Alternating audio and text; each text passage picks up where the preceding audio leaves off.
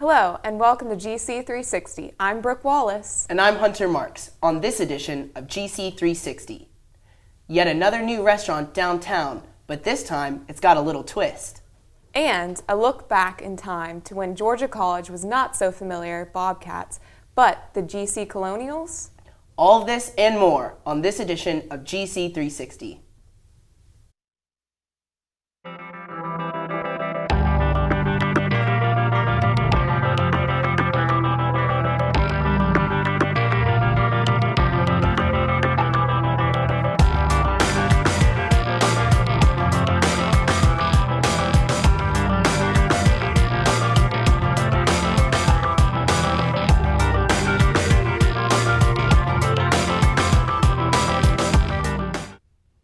Tragedy struck the Georgia College community this past weekend. We turn to Morgan Metraw with the story. A 14-year-old Baldwin County teen has passed away after he drowned in this pool outside the Centennial Center. He and two friends accessed the fence and secured pool area on Saturday evening. One young man entered the water and was unable to stay afloat. Two Georgia College students immediately scaled the fence after hearing calls for help. One student jumped in the water to rescue the teen, while the other assisted from the area immediately adjacent to the pool, and the students performed CPR until emergency crews arrived. The incident is still under investigation by the Georgia College Department of Public Safety with assistance from the Milledgeville Police Department. This is Morgan Metraw, GC 360. Downtown Milledgeville was introduced to Gringos last month, a taqueria housed inside the former Quiznos building. Our reporter, Tristan Harrison, gives us a look at this newest addition to the downtown area's food and bar scene. A brand new restaurant downtown offers a fresh take on a classic favorite. Gringo's Taqueria opened late last month. We wanted to open 2-3 weeks before Deep Roots and get some practice in and get everybody trained and learn the system. But some of our call them staff had the idea, let's just do it on Deep Roots. Owner Jason Meters has always wanted a taco truck. Gringos is an idea I had. I've kind of always wanted to do a taco truck in town. And I've always just wanted to have a taco truck. Don't know why, I just did. So this is our taco truck with no wheels. Well, the idea is serving quick, fresh food, fast, and inexpensive. Meters determined the name with the help of his wife and mother-in-law, who are also co-owners. Yeah, we went back and forth on probably 10 different names that we came up with.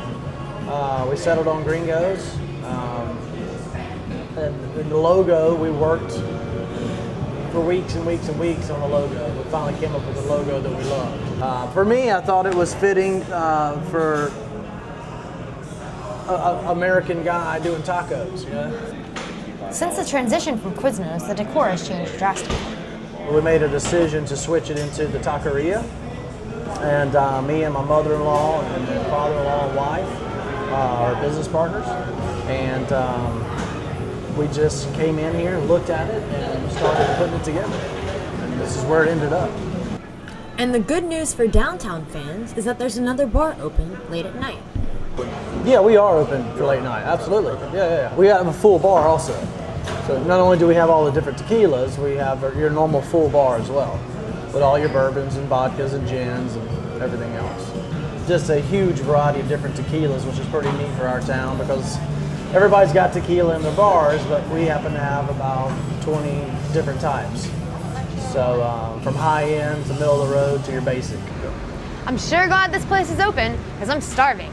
Reporting for GC 360, I'm Tristan Harrison.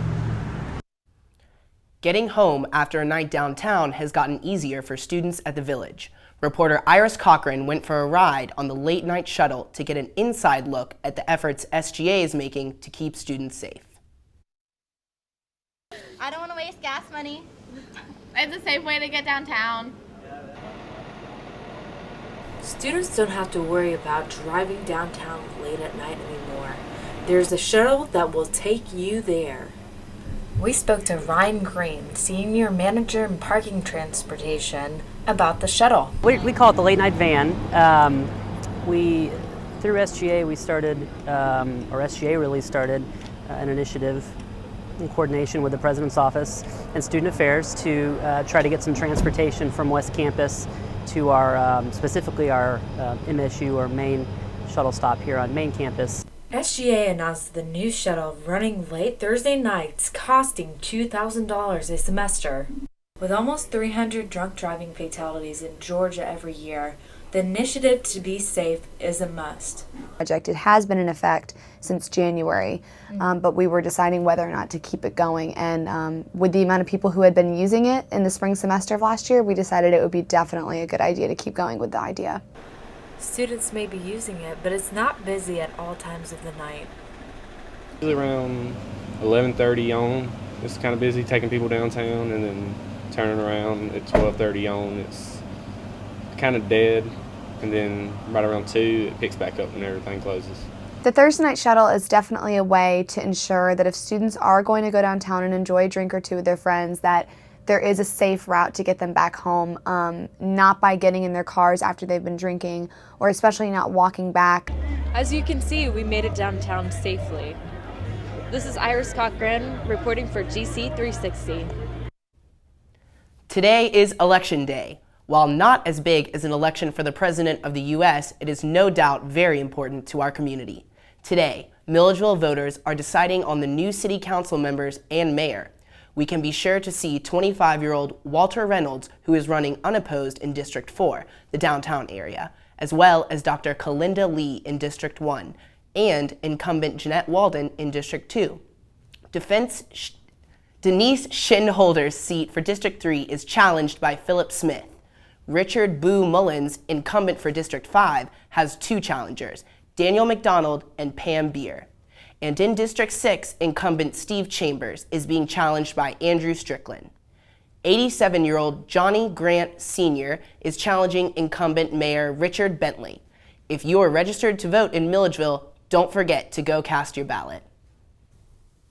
When we come back, making a movie in 48 hours, we bring you the ups and downs to fast-paced movie making.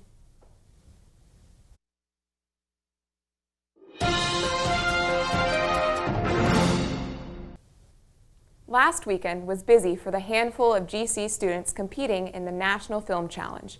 The contest is held by schools all over the country to see which students can create the best short film in a short period of time. Our reporter Lauren Bensman is here with the story.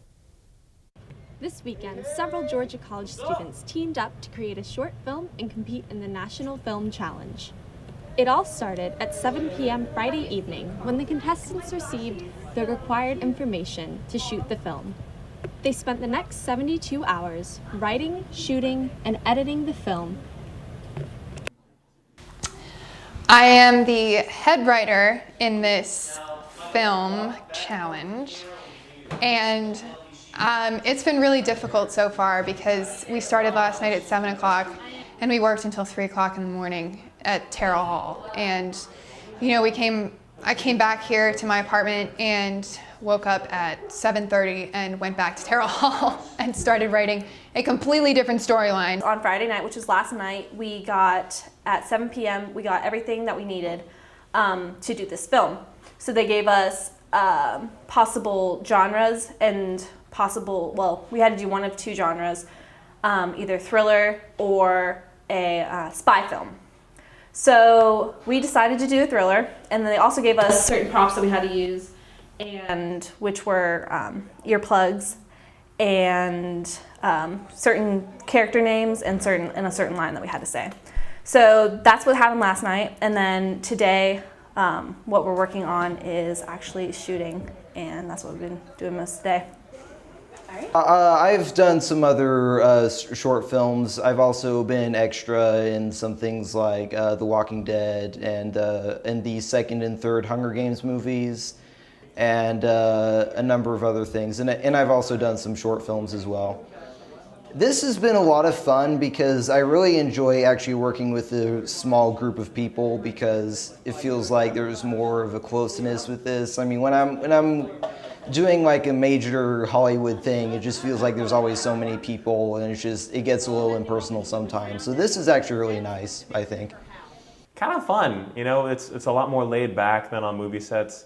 They are very serious about what they're doing. They're paying a lot of money for these actors to come up on stage, so being an actor or an extra is very serious work.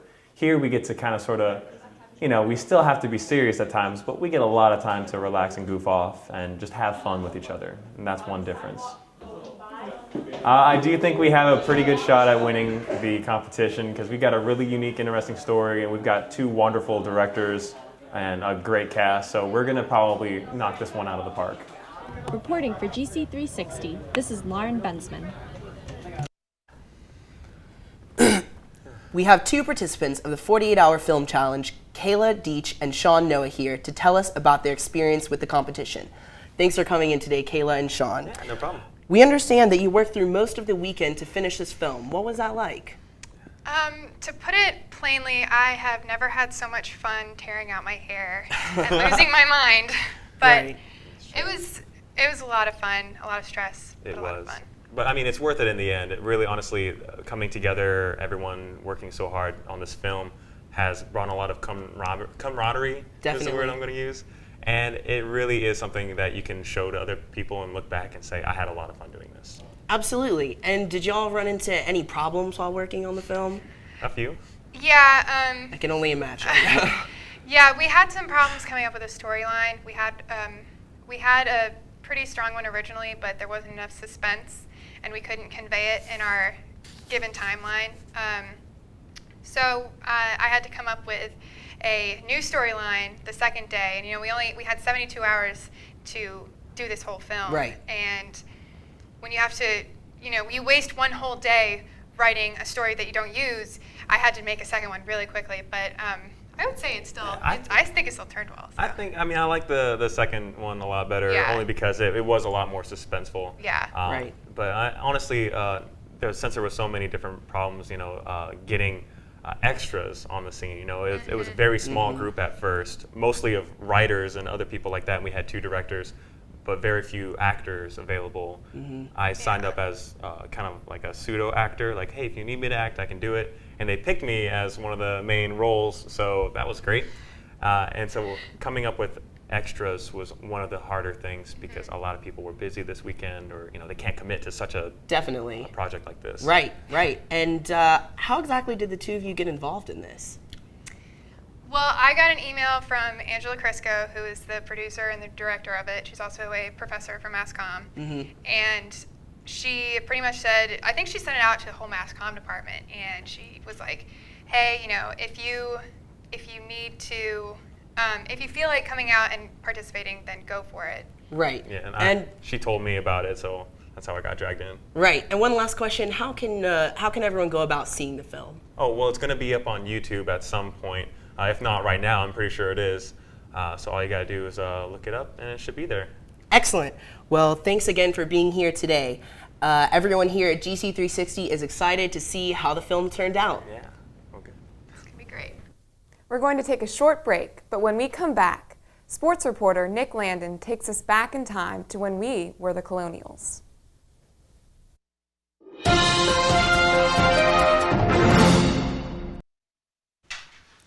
All right, welcome back to GC360. I'm Nick Landon.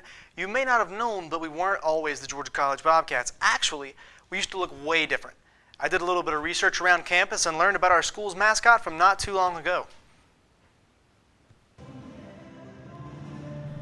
15 years ago, Georgia College looked a lot different. We weren't the Bobcats you've come to know and love. We were the Colonials. Our color scheme was a good bit different too. We got jackets. Boom. Colonial. Jerseys.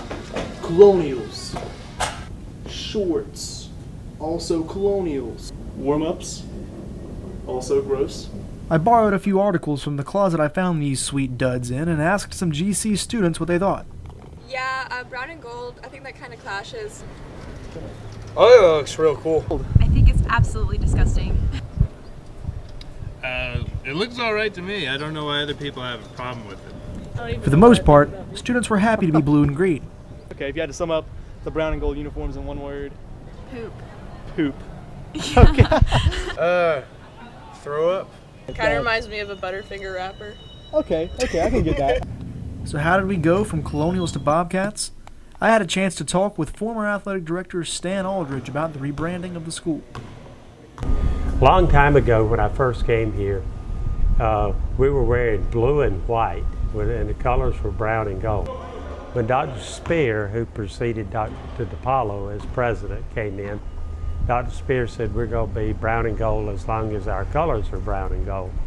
So we changed to those beautiful brown and gold uniforms that obviously nobody wanted to wear. When I became athletics director, I talked to him about changing colors, and he said, well, let's put a committee together and talk about it, see if that's what they want to do. Golf coach and former Colonial Jimmy Wilson says he has less than fond memories of the old UPS brown and gold uniforms.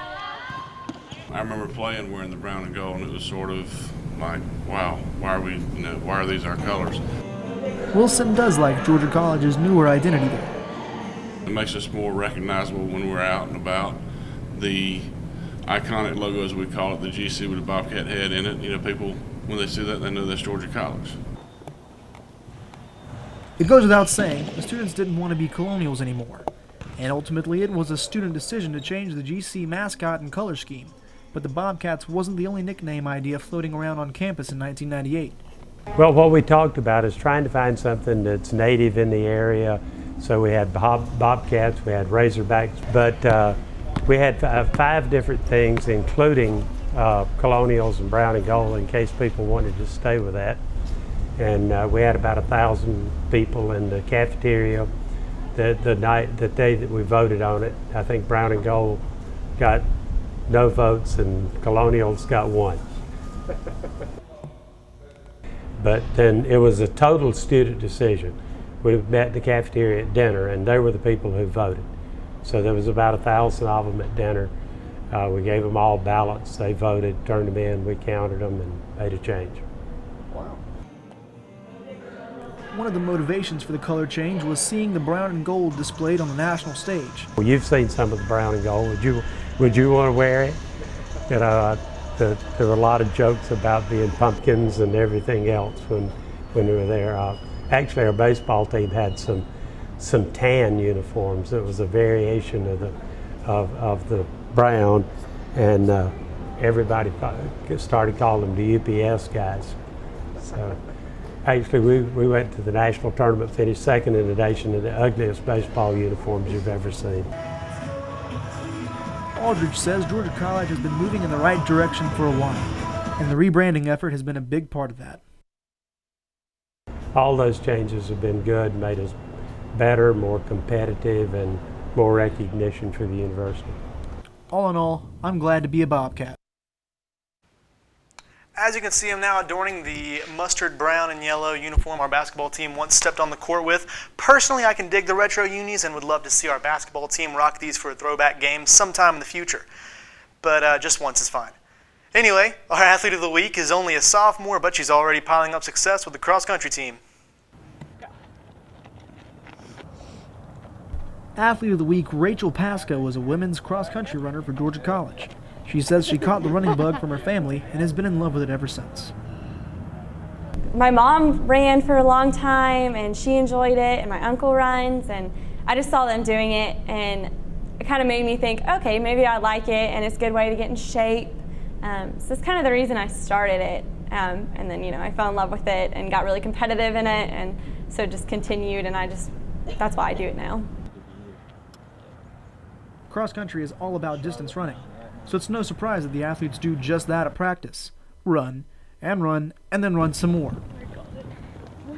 We have long run days, which can be anywhere from 8 to 12 miles. And then we also have workout days where we'll do 7 to 8, and then some days we do just 5 or 6. While not a contact sport, cross-country runners suffer their fair share of injuries, but the tight-knit team helps each other over any hurdles they may face. Yeah, I'm doing great.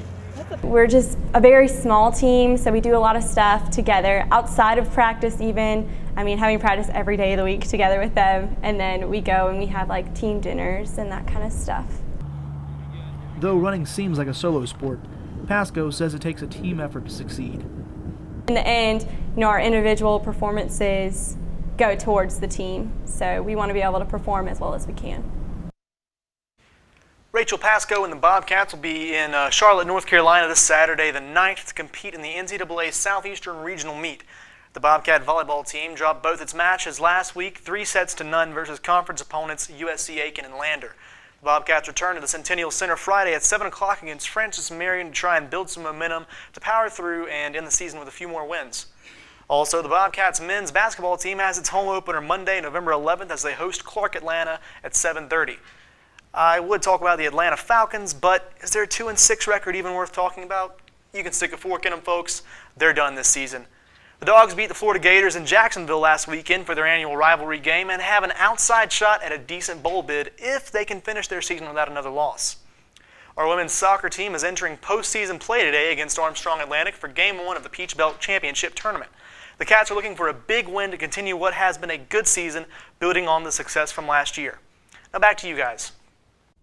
Thanks for the scoop, Nick. When we come back, our reporter, Callie Wiley, will show us some of Milledgeville's scariest places. We will also announce the winner of our Twitter costume photo contest. Stay tuned.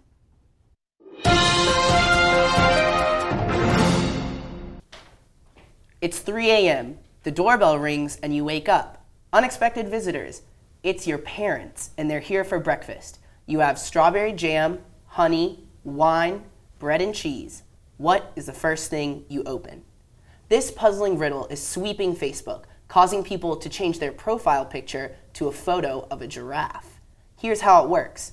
When someone posts the riddle, you send them a message with your answer. If you're right, congratulations. If not, you're supposed to change your profile picture to any photo of a giraffe for 3 days. So what do you think, Georgia College? It's 3 a.m., the doorbell rings, and you wake up.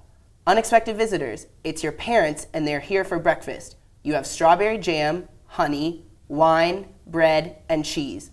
What is the first thing you open? All right, Brooke, we've heard a lot about this. What do you think the answer is? Well, there have been two answers floating around in between the eyes when you wake up and the door when you're opening it for your parents. And what do you think the answer is? I feel it may be the eyes because that is the first thing you do when you're waking up, when you hear the door, you know? Right, but I'm going to have to side with the door because it's the riddle saying that it's already rung, you've already woken up, you have to open your eyes to see that your parents are there, right? Right, right. Well, I guess we're just going to have to agree to disagree, am I right? All right. Tweet us your riddle. Tweet us your answer to the riddle with the hashtag GC360.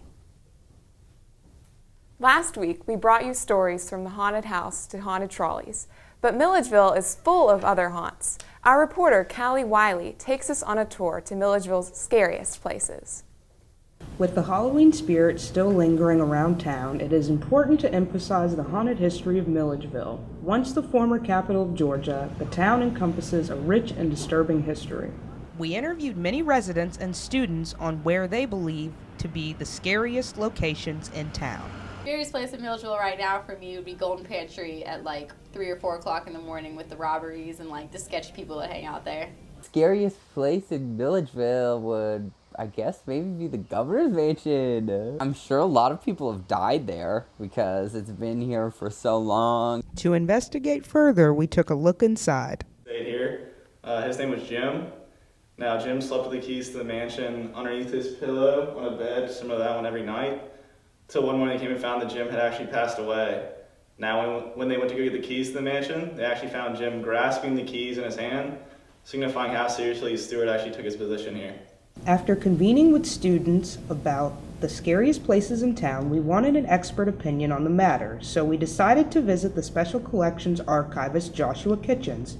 We asked him his thoughts on the Wooten Garner House. It gives the allure, or I should say aura, that there is sort of an abandoned building that might be spooky and haunted because a lot of the stuff is old. Many of the books that I think that might have been left over there are from the very, very late 1800s. You know, everyone assumes that anything that's kind of from that Victorian, early 20th century period that's spooky and odd for some reason or another. Although he didn't believe the Wooten Garner House was truly haunted, we asked him if he knew anything about the Samuel Walker estate. Samuel Walker was a former mayor of Milledgeville in the mid-19th century, and he was always affectionately referred to as the meanest man in town. Two of the bigger stories associated with Sam Walker are a story that he led to the death of his son. The story of his son is pretty simple. His son had come back home from school, was staying home, comes down with some sort of fever, sickness, we're not really sure what that sickness was, complained of being sick to his father, but his father insisted that while he was home he would go out and work, just like everyone else did in the Walker family. And so he sent him out for essentially 2 days straight, or maybe more, maybe less. And due to this and his overworkingness, due to his illness, eventually led to his death. Finally, we found a confirmed haunted place, but we didn't want to stop there. We did some digging on our own into the places that we believe to be the scariest in town. My partner Walker believes Central State has the most activity from beyond the grave. In the 1960s, the hospital population grew to nearly 12,000 patients, making it the largest asylum in the country. There are more than 25,000 patients buried in unmarked graves in the hospital grounds. In 2010, it was officially closed to the public.